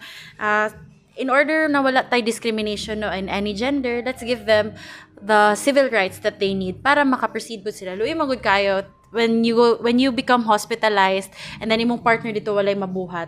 So let's give them that. Sample lang to siya. Katriana, why you like? Actually, that makes very sense, no? Like, in that aspect, no? Parang, hindi ka official spouse, so, hindi ka yung nasa emergency contact. So, nice to know. But ako kasi, parang ang nasiisip ko is, I'm really for love wins. Like, I'm a hopeless romantic. Like, I love love. I just love the idea of love and how, how unconditional it is, how so many things are this way because of love. So, I mean, ayoko yun ipagkait to whoever, no? Regardless, no, if like same-sex marriage or not, love really wins for me. Dana? Same, no, I believe that we should have equal opportunities, no, and rights. And for me, same-sex marriage is not a problem, no, as long as, of course, we still parang be I think civil, no, of whatever it is that goes along with it. And of course, again, I want that everybody, no, can enjoy legal partnerships, marriage, because life is hard, and let's not make it harder, no, for the people. If they want na meron silang kasama to enjoy life, to face life, and if it means that being married with the same sex, then let's give it to them as well. Okay. The second topic, it's a debatable one. Divorce, a like or a dislike? Ooh, everyone agrees. But we'll go on to the perspective of Mutya, Rebekah. Ako. Because you're an attorney. Ay, puhon, Lord willing. So, why I like divorce? Kasi naman, I am an advocate for survivors of violence and abuse as a first-hand survivor myself. And being in a relationship where you are domestically abused is something that you should be able to walk away from. Hindi dapat natin tinitiis yun. So we should have divorce. Okay. Dana, why you like? Again, being a product of a broken family, no, I have seen the struggles, no, of growing up with parents that are not okay with each other. So somehow I have seen also the process of annulment and how not really hostile but challenging it is. So I believe that everyone has a right to live life the second time around. Everyone has the right to move forward, no, from whatever it is that they have experienced, especially in marriage. So yes, divorce is okay with me. Katriana? Me also, parang, for me, no, parang medyo similar lang naman ng divorce and annulment. Ang mahal lang ng annulment, nahaba ng process, kailangan mo pa ng psychologist and all that stuff, no? Pero at the end of the day, it's still the same for me, ha? Kasi parang ano bang purpose ng annulment? Really, di ba? It's like para mawala na yung marriage and like you can marry again. I don't know lang, parang annulment hindi pwede sa church, di ba? I'm not sure, attorney, right? I don't know. But like, parang sana naman wag na natin pagpahirapan yung mga tao na nagsasuffers in a marriage. I mean, for all we know, no, hindi naman natin, let's say we have an abusive partner, hindi naman natin alam sa umpisa na ganyan pala sila. Or maybe like along in a few years, bigla lang sila nagkaroon ng cheating issues or yun nga, abusive patterns that we didn't know nung umpisa. And then why should we have to suffer through that, diba? For what? So that's why I'm for divorce. Okay. The third topic, I would like to put it in context actually. The former Mutya ng Dabaw 2010 and the former Miss Philippines year 2019, Janela Soti, became a celebrity and showing skin off. I'm sorry I had to say this, but the topic which I would like to ask, showing skin in a movie, beauty queens to show provocatively in a movie, a like or a dislike? I mean, sir, can I ask? Like, how provocatively? Showing skin, scenes of anything you can imagine. Oh, very skeptical. Ay, nawakan ko na yung dapat. I will not specify, but it starts with the letter V. Okay. If you know. Why you're skeptical, Katriana? For me kasi, no, I don't wanna, I wanna give an example. For example, hindi ako nag-discriminate kasi ng sex workers, for example. For me, like, if they have to do that to survive, I mean, I don't blame them at all, and I completely understand. If it's the same thing for Janela, then okay. As long as, no, she's not hurting anyone in the process, she's not hurting herself, hindi siya napilitan, and as long as it's, hindi labag sa loob niya ginagawa niya, then whatever, do what you need to do. Yeah. Rebecca? Sorry, I had to do a little research ko sa June. But anyway, now that I see it, why discriminate naman no sa mga trabaho ng mga tao? I think in the middle lang answer ko kasi I do not totally like it. Like, if personally, ako yung pabuhatan, marag maulaw ko kay nakapit ko yung mga insecurities. But if they have the capability to do it, the confidence to do so, and if moto ilang panginabuhi mo, ilang pangwarta, then go. Dana? Yeah, same, no. That's why in the middle ang answer ko, honestly, because I'm not that aware of the topic and the question is somehow vague for me. But in the middle, because first, yun nga, being a celebrity in general, parang pangarap naman din natin maging artista. pero but for me, not that way for me. I cannot do it personally. But again, if for practically wise, no, there's a lot of, again, things happening in the world.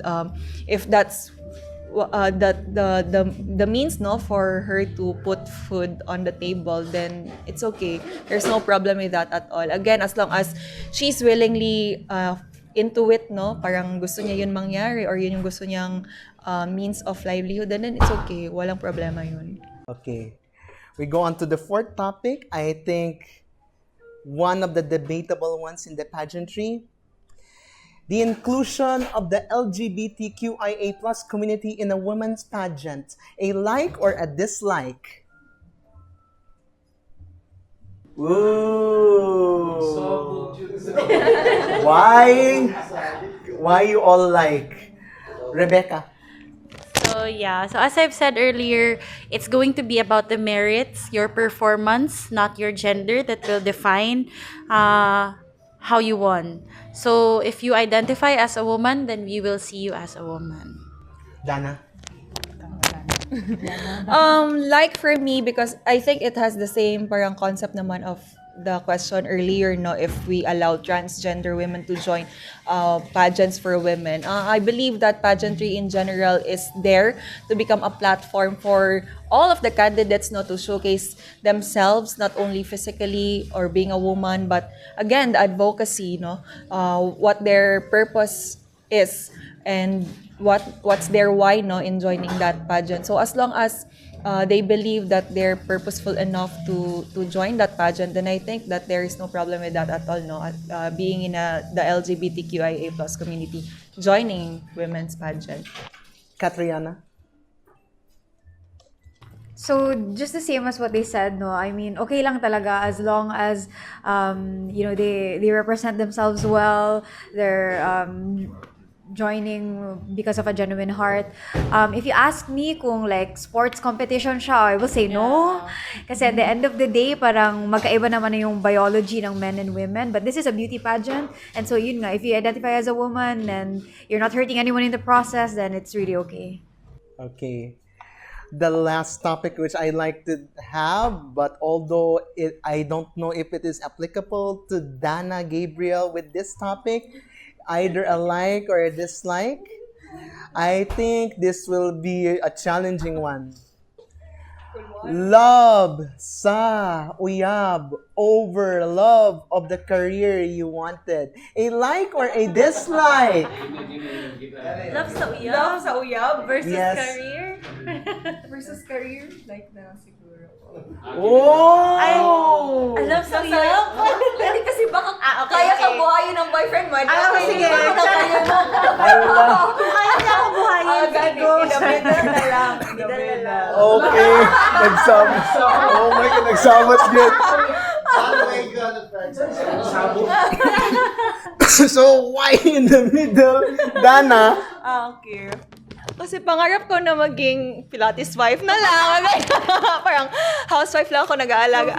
Kaya exactly. I mean, kidding aside, no. Somehow it's my parang not really goal, parang a dream. Parang something that I can consider, no, in the case na, for example, in the future if I'll get married, I can parang commit myself or submit myself, no, to my future family, no, serve my family, serve my children, serve my husband, despite the academic parang credentials that I have, no, and then my business.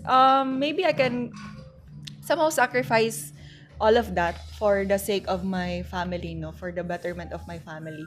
But given the fact that my husband can provide for us, no? But if not, then it's okay. I mean, it's okay. It's not, yeah, I can do 50-50.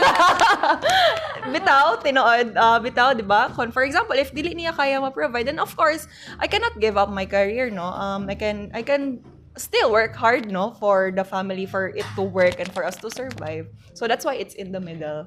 Okay. Katriana? As a business partner and love interest. Actually, no, I'm business partners with my boyfriend of more than 4 years already. But ever since before we met, I've always been so entrepreneurial na. And so, I just know that kaya ko siyang i-balance. Like, there's nothing wrong with loving someone, being in a relationship, and at the same time working on your business or working on your career. It's really all about priorities and how you manage your time. And I'm such a type A person rin eh. So parang, I feel like, yeah, I can't just sit down and do nothing. Diba? Anong gagawin ko? Mahalin lang siya my whole day? Natitingnan ko lang ba siya? Diba? Parang, what am I gonna do? So yeah, that's my thing. Rebekah? Sige, ako naman, for the past year, may experience kaming dalawa that really defined our relationship. They both know that, and you'll get to know that soon. But I think love sa uyab over career, you have to prioritize yourself then at the same time. Pero kung kaya jud ko niya buhion, di ba? kanang no holds barred na pagbuhi kanang ugma palitan ko Land Cruiser pero di ba? Pero kung dili pa kaya, then in the middle sata. Okay. So yeah. Looks like it's really a tricky segment. But anyway, as we're about to end, we have one last question pahabol ra gyud, no? Wala joke ko kabalo nga nang magpahabol pa ni si Ruben Dongsal. Go on sa imong pangutana. Dili na siya yes or no. Dili na siya like or dislike. Ano ba yung admirable na age na mag-settle down ng sa babae? Kamong tulo. Unsa bay sitting niya sa inyong unsa bay age ninyong gusto nga mag-settle down? Ako na lang mauna. Sige.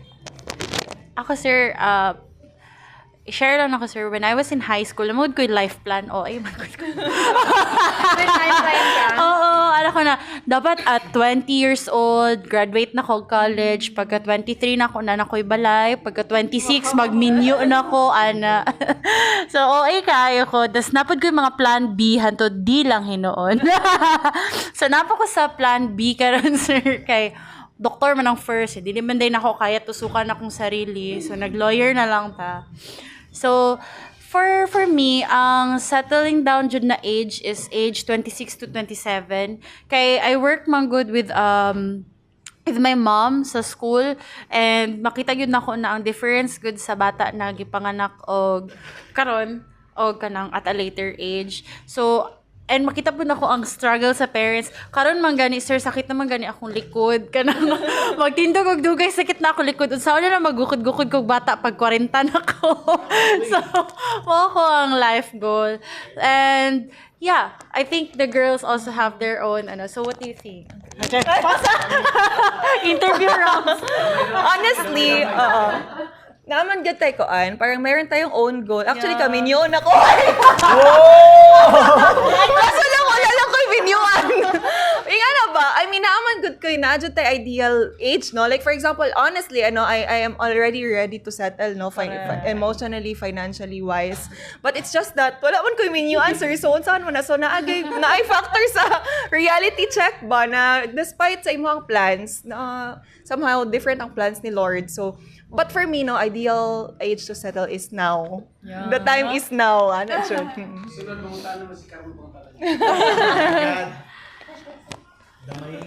Ako naman rin, also, when I was younger, no, although not siguro as concrete as your timeline, pero naisip ko rin before na parang, okay, dapat at 25, I'm already married and I have my first kid.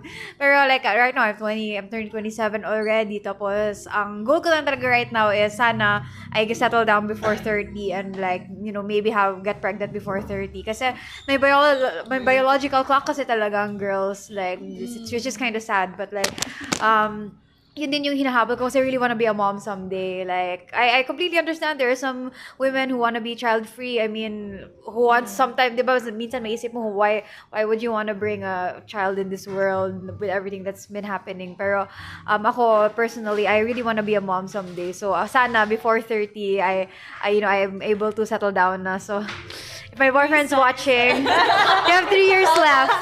You have 3 years left.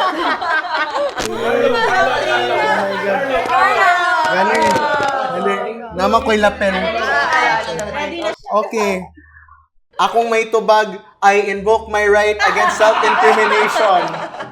Ito. Right. Senate hearing naman eh. Yeah, right. So I think that's about it. But right before we end this interview, I think we don't want na maruan ng momentum as you will do your farewell walk soonest. But do you have a final message and gratitude to those who have supported you since the beginning of your reign? Because I am already a witness of it since your grand coronation last year. Let's go on first and foremost with the owner of Pristine Paradigm, Katriana Batu. Not Batu, Batu.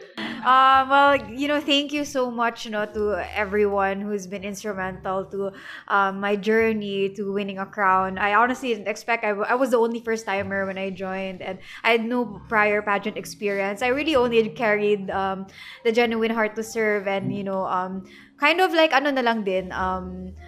Maybe one of my dreams as a child to like experience a pageant. So thank you to Mutya ng Dabaw for being inclusive. So thank you to my handler, my mentor, my team, my glam team for believing in me, for investing in me and thinking na kaya ko. And thank you to my friends, my family, and all the support that I've got. And thank you so much to the Mutya ng Dabaw org and the City Tourism Operations Office for making all of this possible for us. Yes. Dana Gabrielle Tautho, the project manager of Bridge to Reef. So, ending our reign dislike. Yeah, Exactly, we're not ready, no. It's actually bittersweet jud siya, no. Feeling ako dili lang ni sa mo about to the past queens as well, no. But ana man jud na we are just given a year, no, to serve the city. So I'm so thankful, no, for the opportunity for me and thanking myself, no, for saying yes to joining Mutya ng Dabaw again, because it really opened a lot of opportunities for me. I met a lot of people along the way, and I met, of course, my Mutya sisters. No, there were a lot of things that I've learned from them. Most especially, thank you to the City Tourism Operations Office for giving us this platform to realize our causes, to put our purpose and advocacies in reality. Of course, also my glam team for pushing me multiple times to join again. And to everyone, no, to everyone that has believed in our capabilities being Mutya ng Davao, and of course the judges siguro. Salamat po sa boto for making us here, no. At yun lang. And yun na, abangan nyo na lang ang mga future activities namin, and we hope to see you all this year in this year's Mutya ng Davao. Last but far from least, better thank me because I have the radar. Because you won. Rebekah Gail Celis. Your predictions are always on point. Yay! Diba? Alright. Alright! Ayun! So, yeah. See with them, no, my Mutya sisters, I'm very grateful to have met not just Yana, Dana, Angel, Ibon, but all the candidates, no, kay naka-form jud mig friendship na even after the pageant, friends gihapon ming tanan. And even after our reign, I think we will remain friends and sisters. So grateful ko ana, and grateful jud ko sa opportunity na gihatag sa ko as a city, especially sa mga tao na nag-believe sa ko. I wouldn't be here. That's why the Padayon movement was actually formed, Sir Carlo, kay always ginaingon sa kuha katong time na feel na ko dili ko madaog, feel na ko kanang down kay ko ana, people just say padayon lang. And that's why the Padayon movement was formed. Because of you, nahimo na ko akong advocacy, and because of you, na ako diri karon, naami diri karon. Grateful kaayo mi sa City Tourism Office, sa LGU as a whole, no, for our sweldo. And kidding aside, bitaw grateful kay mi sa opportunity to serve. Not everyone has this, not everyone will be given this opportunity. So yeah, that's just it. And the rest will be in our final walk. Thank you. Yes. Bawal ispilanti of this March ay ng farewell walk. But pag-abot sa March, in the mid-March, mailan ninyo ang inyong mamahimong mga successor. But I'm not sure if my prediction will be correct, as I don't know who will be crowning. But kani, Rebekah, last na lang yun na kung pangutana. For in general, dili lang si Katriana o si Dana, ikaw lang ang makatubag ani. What will be the message to your future successor? We do not know who it is. In fulfilling her responsibility as the Ambassadress of Davao City and for the Mutya ng Davao 2026. Well, padayon lang yun. No matter what happens, when people tell you that you can't do this or you can't do that, imong advocacy is too far, good, or it's too big to do, or wala kay budget. Ako, na-experience ako na personally, karon na ako na-discover na naaday financial support ang City Gov. So, nag-ako lang ko. I know sila po. Runner-ups na financial support. Wala talaga. Wala, sir. Like, out of pocket na siya, no? Yeah, out of pocket. Out of pocket na mo projects, sir. But recently, gi-offeran me na they will support us kasi may stable na OIC. But, yun nga. So may word po na may pera ka. Yung sweldo mo, babalik mo lang sa tao. Kapag marunong ka maghanap ng sponsor. Yeah. Wala it po. was kind of hard for us actually to... Kasi yung although Attorney Presto was there, she was also very busy po with other things. So masking mag-ask mi maulo pud mi mga tana ma'am kay busy magud siya. So among ginabuhat is amuan na lang sa ana. Anyway, kalipay man po namo extra na lang man po jud ang kwarta na ginahatag sa syudad. Ang amo jud nadagan is ang price atong atong March 15. But anyway, jokes aside, no, ang akong message sa next Mutya, I don't know who you are, wala pa tay screening, but I know that you will do a very great job because kami, even though wala mi OIC, we tried our best, and I know that you already have the best right now kay Sir Will palang daan. So, you're already doing a great job.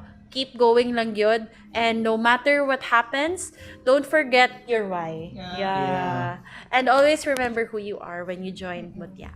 Yes, and with that, thank you so much to the reigning Mutya ng Dabaw 2025, Rebekah Gail Celis, with her court, Diwa ng Dabaw 2025, Gabrielle Tautho, and Pag-asa ng Dabaw 2025, Katriana Batu. But right before we end today's interview, I will have this privilege to give this After this journey, do you have any plans to another pageantry na mas high level? Not right now for Not anymore. Not anymore. Pag-binyo na lang. Retire na. Age limit na may ma'am. Okay. So you're not Miss JB, kami kasi ang only media na nag-umpisa doon sa press con ng Miss World. Yeah. Kay JB Lee. JB Okay. Alright. Are we good? Okay na. Okay, sige. So, right before we wrap up today's interview, I will give the privilege, and although na overtime na ta, but I wanted to give this, I will have to read this first. The Certificate of Appreciation. This Certificate of Appreciation is hereby given to for the invaluable and heartfelt contribution by sharing of stories and experiences during the Kadangpan Digital or one-on-one heart-to-heart interview program. Given this very day, the release of the broadcast, January 24, 2026, the year of our Lord, at Drip and Dip Cafe, on the corner Inigo Street, Davao City. I think Katriana will have a separate interview with me soonest, as she will share her own story because in general, kay pauman naman na ilang rain. So I will give first to Katriana Batu.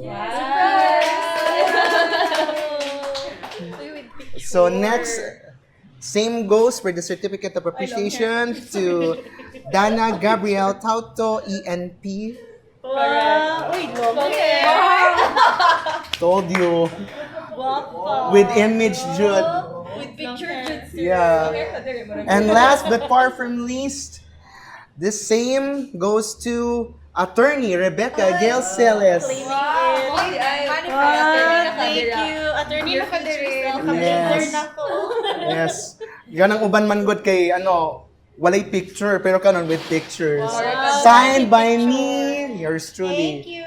O pasalamatan sad nato ang venue natong gigamit karon mao ang Drip and Dip Cafe located at Anda Corner, Inigo Street, Davao City, where it is we already used this venue in several times, and as far as Dana and Rebekah remembers, I hope I will bring Katriana soonest with a separate interview. So, sorry kayo, Sir Will, no? Kay ako nang kawat anang ilang oras. But anyway, this wraps up this edition of our one-on-one heart-to-heart interview. Kini ang inyong ubos nga alagad, ang inyong kadangpan, Carlo Dolier. Daghang kayo salamat ug maayong adlaw kaninyong tanan amping permente. Once again, we would like to greet everyone mandatorily. Mabuhay ug madayaw! Woo!